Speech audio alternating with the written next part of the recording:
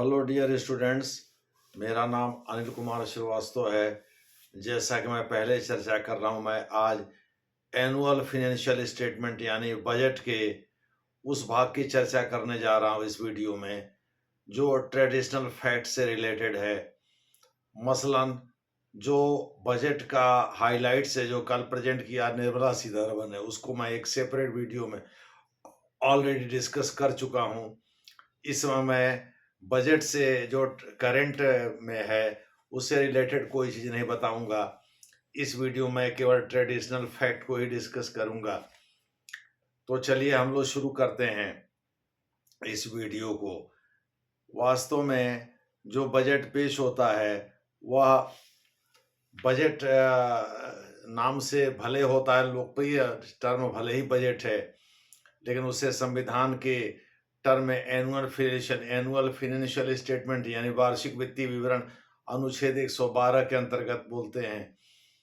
दूसरे शब्दों में बजट शब्द का प्रयोग तब प्रचलन में आया जब फ्रांस के एक टेक्नीशियन ने चमड़े का एक थैला डिजाइन किया। उनका नाम बुजे था। दरअसल रॉबर्ट वालपोल के बारे में कहा जाता जो 1742 तक ब्रिटेन में प्रधानमंत्री थे और माना जाता है ब्रिटेन के पहले चुने हुए प्रधानमंत्री वही थे।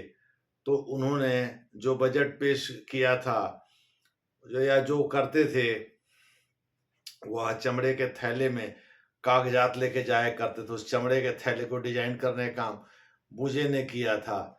उसी से धीरे धीरे अपभ्रंश होते होते यह नाम बजट बुजे से बजट हो गया।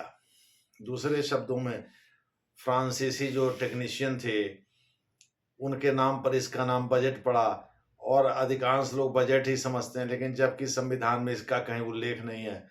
अनुच्छेद 112 में यह है कि राष्ट्रपति से पूछ करके लोकसभा में जो केंद्रीय वित्त मंत्री है इसका चार्ज किसी के पास हो सकता है, जो प्रधानमंत्री है वो भी अपने पास रख सकता है।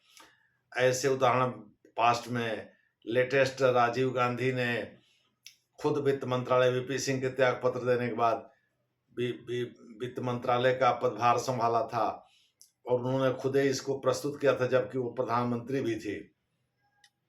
तो इस प्रकार से प्रधानमंत्री किसी को नियुक्त भी कर सकता है और अपने भी कर सकता है, इसमें कोई दिक्कत की बात नहीं है। मैंने नियुक्त मतलब उसके रिकमेंडेशन पर ही प्रेसिडेंट नियुक्त करते हैं, ले दे करके खेला तो प्रधानमंत्री ही करता है।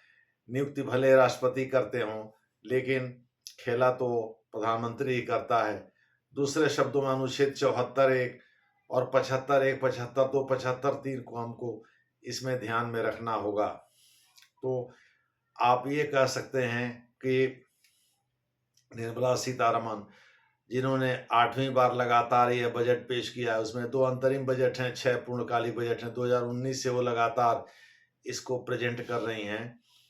तो इस प्रकार से आप कह सकते हैं कि उनका 8वां बजट था और इस प्रकार वो मोरारजी देसाई जो 6 बार वित्त मंत्री रहते हुए 2 बार शायद प्रधानमंत्री रहते हुए भी उन्होंने पेश किया था, इसकी बराबरी कर लिया है और अब वो उसको क्रॉस कर जाएंगी।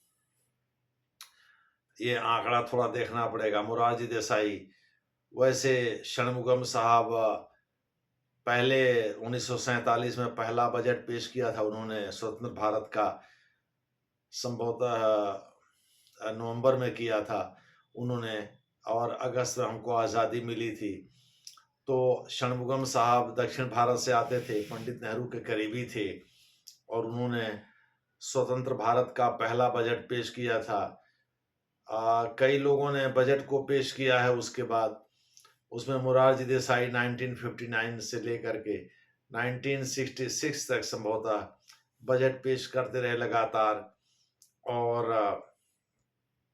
पंडित नेहरू के समय में भी वो 1962 तक तो लगातार उन्होंने किया। उसके बाद बीच में कुछ गैप हो गया, फिर उन्होंने किया। इतना हमको क्लियर नहीं हो रहा है।